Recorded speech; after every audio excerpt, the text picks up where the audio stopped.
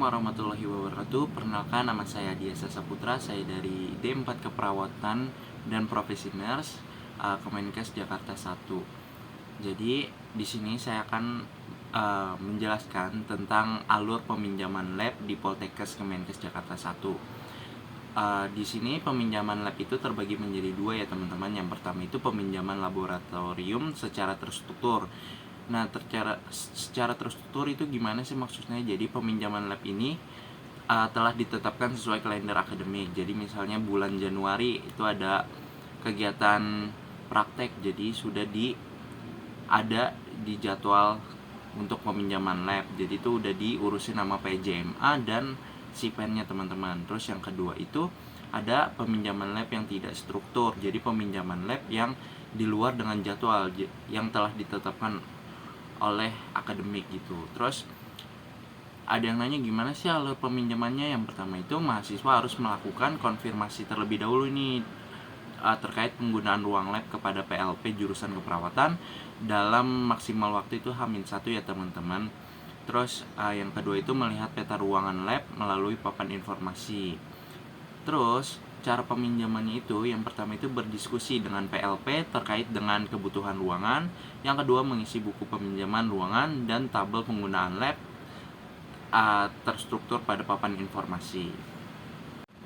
Terus di sini saya akan menjelaskan peminjaman alat dan bahan praktek minimal itu H-1 sebelum penggunaan lab. Yang pertama itu mengisi form peminjaman alat dan permintaan bahan. Terus yang kedua itu setelah disetujui PLP, mahasiswa dan PLP akan menyiapkan alat dan bahannya.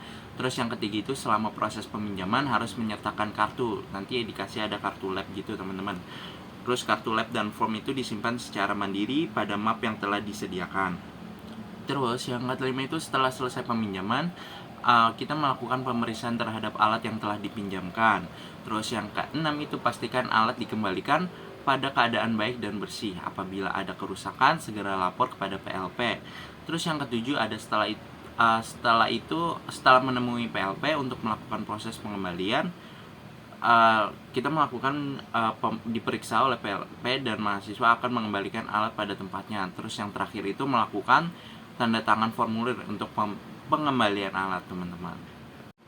Terus selain peminjaman lab, peminjaman alat dan bahannya, di sini juga ada peminjaman locker teman-teman. Gunanya untuk menaruh barang-barang kita, barang-barang bawaan gitu teman-teman.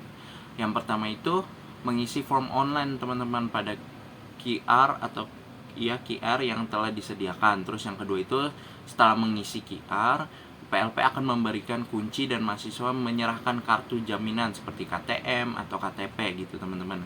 Terus yang ketiga itu melakukan registrasi loker dan mengecek kelengkapan isi loker gitu. Terus yang keempat, jika sudah lengkap maka loker dapat digunakan. Terus yang terakhir, saat pengembalian mahasiswa wajib mengembalikan sandal dan nomor loker untuk diserahkan kepada PLP dan tukar dengan kartu jaminan. Terus PLP akan mengecek kelengkapan dan loker. Mungkin itu saja yang bisa saya jelaskan terkait peminjaman lab, peminjaman loker, peminjaman alat dan bahan untuk kegiatan praktek. Sekian dan terima kasih.